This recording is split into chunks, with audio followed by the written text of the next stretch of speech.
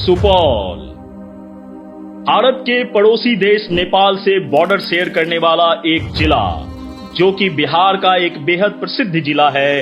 इसकी स्थापना 14 मार्च 1991 को हुई थी। सहरसा जिले से कटकर यह जिला बना जो आज बिहार के 38 जिलों में से एक है। सुपौल जिला वैदिक काल से ही मिथिलांचल का हिस्सा रहा है।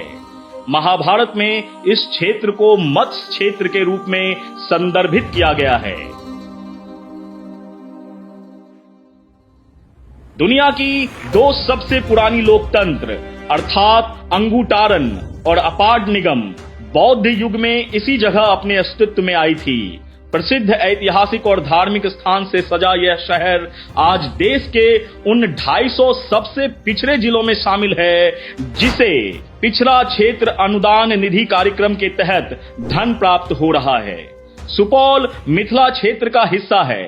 सुपौल जिले में एक विद्यालय है जिसकी स्थापना 1898 में दरभंगा महाराज ने अंग्रेजों के साथ मिलकर की थी।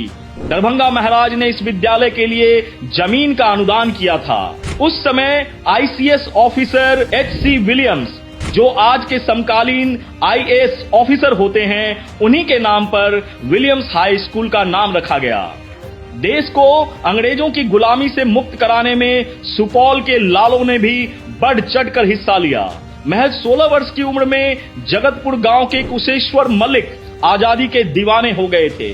कुशेश्वर मलिक का जन्म 1926 में जगतपुर में हुआ था। छोटे उम्र में ही माता पिता का देहांत हो जाने के कारण उनका बचपन बेहद कठिनाई में बीता। उन्होंने भारत मां को गुलामी की जंजीर से मुक्त कराने के लिए बेहद महत्वपूर्ण भूमिका निभाई। अगस्त 1942 में जब गांधी जी ने भारत छोड़ो आंदोलन की शुरुआत की, उस समय वो गणपतगंज हाई स्कूल में मैट्रिक की पढ़ाई कर रहे थे। वो मात्र 16 वर्ष की आयु में गांधी जी के आह्वान पर स्वतंत्रता संग्राम में कूद पड़े। युवा जोश में करेंगे या मरेंगे का नारा लगाते हुए उन्होंने क्षेत्र के अग्रणी स्वतंत्रता सेनानी अच्युतानंद झा, जयराम मिश्र और कुलानंद मलिक जैसे अपने कुछ अन्य साथियों के साथ सुपौल डाकघर पहुंच गए। वे वहां मौजूद लोगों को अंग्रेजी हुकूमत के खिलाफ भड़काकर स्वतंत्रता आंदोलन में शामिल होने के लिए प्रेरित कर रहे थे। इसके बाद वहां मौजूद भीड़ के साथ डाकघर के अंग्रेज पृष्ठपोषक अधिकारी के समक्ष विरोध प्रदर्शन किया। मलिक अपने क्रांतिकारी साथियों के साथ वहां तोड़फोड़ कर रहे थे। उन्होंने डाकघर में सरकारी दस्तावेज को तहस नहस कर दिया। इसके बाद अंग्रेजी सिपाही उनके पीछे लग गए, लेकिन वह अपने दो अन्य क्रांतिकारी साथियों के साथ फरहा घाट के जंगल में छुप गए। 3 दिनों तक बिना कुछ खाए जंगल में भटकते रहने के बाद जब वे और उनके साथी फरहा जंगल से निकलने का प्रयास कर रहे थे, तभी पुलिस ने उन्हें और उनके दोनों साथियों को गिरफ्तार कर लिया। अगले दिन वहां के स्थानीय समाचार पत्रों में छपा कि जंगल के 3 शेर पकड़े गए।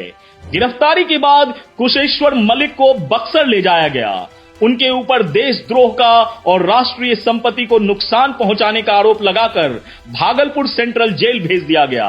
लगभग 3 वर्षों तक जेल में रहने के बाद 1945 में उन्हें जेल से रिहा किया गया। इसके अलावा राजनीति परिवेश में भी बहुत सारे महान शहीद जैसे रणधीर वर्मा आदि व्यक्ति हुए जो सुपौल से ताल्लुक रखते हैं। महात्मा गांधी जी भी 1934 के भूकंप में जगतपुर गांव में आजादी के दीवानों को एकजुट करने के लिए आए हुए थे। नेपाल की एक ऐतिहासिक शहर राजविराज, जहां 8वीं शताब्दी का प्रसिद्ध राजदेवी मंदिर है और यह छिन्न मस्तिका शक्तिपीठ के करीब है, इसमें सुपौल की संस्कृति की झलक देखने को मिलती है। यह कुनौली सीमा से कुछ ही दूरी पर स्थित है। सुपौल में स्थित विष्णु मंदिर दक्षिण भारतीय वास्तुकला पर आधारित है, जो भगवान विष्णु को समर्पित मंदिर है। यह जिले का एक प्रमुख पर्यटन स्थल बन गया है। यह क्षेत्र की मिथिला संस्कृति में दक्षिण भारतीय सार को जोड़ता है। यह मंदिर राष्ट्रीय राजमार्ग 106 पर स्थित है। प्रमुख शिव मंदिरों में से एक बाबा कपिलेश्वर महादेव का मंदिर गढ़ बरुआरी में स्थित है। कपिलेश्वर महादेव मंदिर में भक्तों के बीच विशेष महिमा देखने को मिलती है। गढ़बरुआरी निवासी पंडित कृष्णदेव झा द्वारा लिखित पुस्तक में मंदिर की स्थापना की तिथि 1024 ईसा पूर्व बताई जाती है। पंडित कृष्णदेव झा ने मंदिर की स्थापना तिथि के संबंध में अपना तर्क यहाँ मिले अवशेषों को आधार बनाकर किया है। कहा जाता है कि कपिलेश्वर महादेव मंदिर का यह स्थल अति प्राचीन है और प्राचीन काल में हरिद्रा नदी के किनारे एक पहाड़ी पर स्थित यह मंदिर हुआ करता था, जहां कपिल मुनि ने तपस्या की थी। ऐसा भी माना जाता है कि मंदिर का नाम कपिल मुनि के नाम पर ही पड़ा। कालांतर में इस मंदिर का विकास राजा महाराजाओं के द्वारा लगातार किया गया। मंदिर परिसर की भौगोलिक और अन्य संरचनाओं को इतिहासकारों ने भी माना है। इसके अलावा प्रसिद्ध ऐतिहासिक और धार्मिक स्थान दुर्गा स्थान परसरमा सुपौल जिले में स्थित है। यह जिला मुख्यालय से 10 किलोमीटर की दूरी पर स्थित है। बिहार के लगभग हर जिले की तरह इस जिले का भी प्रमुख व्यवसाय कृषि माना गया है तथा धान इस क्षेत्र की प्रमुख फसल है।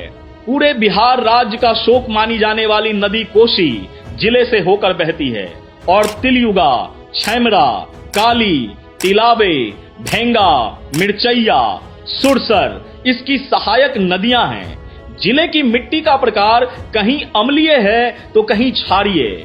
सुपौल शहर जिले का प्रशासनिक मुख्यालय भी है। यह जिला उत्तर में नेपाल, दक्षिण में सहरसा, पूरब में अररिया और पश्चिम में मधुबनी जिले से घिरा हुआ है। सुपौल के जो कुछ प्रमुख दार्शनिक स्थल हैं, उनमें से हैं हनुमान मंदिर, विष्णु मंदिर और यहाँ की कोसी नदी, वो भी देखने लायक है। भारतीय सिनेमा के सबसे बड़े गायकों में से एक पद्मश्री उदित नारायण झा यहीं से ताल्लुक रखते हैं और उन्हें कौन नहीं जानता। उनका जन्म और पालन पोषण यहीं सुपौल में हुआ। वहीं लोक गायिका शारदा सिन्हा के छठ पर्व के संगीत युवा से लेकर बूढ़े बुजुर्ग हर वर्ग के लोगों के दिलों पर राज करती है, जिसको ना सिर्फ भारत या बिहार बल्कि हर वो जगह जहां छठ पर्व मनाया जाता है इनके संगीत के बिना अधूरी है। इसके अलावा यहाँ के कुछ प्रमुख जाने माने लोगों में मैथिली संगीत एवं बॉलीवुड गायिका प्रिया मल्लिक, राजकुमार सिंह जो कि पूर्व में भारतीय नौकरशाह रहे और भारत सरकार में वर्तमान राज्य मंत्री हैं, सैयद शाहनवाज हुसैन जो वर्तमान में भारतीय जनता पार्टी के राष्ट्रीय प्रवक्ता और पूर्व कैबिनेट मंत्री हैं, गोविंद कुमार सिंह जो बॉलीवुड के जाने माने फैशन डिजाइनर हैं, दिलेश्वर कामत जो एक भारतीय राजनीतिज्ञ हैं और बिहार के सुपौल लोकसभा क्षेत्र से हैं जो 17वीं लोकसभा में सांसद भी हैं। ऐसे लोग काफी प्रमुखता से इस क्षेत्र में अपना वर्चस्व कायम रखते हैं। ऐसे ही और एक नए जिले की कहानी के साथ आपके सामने फिर से उपस्थित होगा मैं बिहार हूं।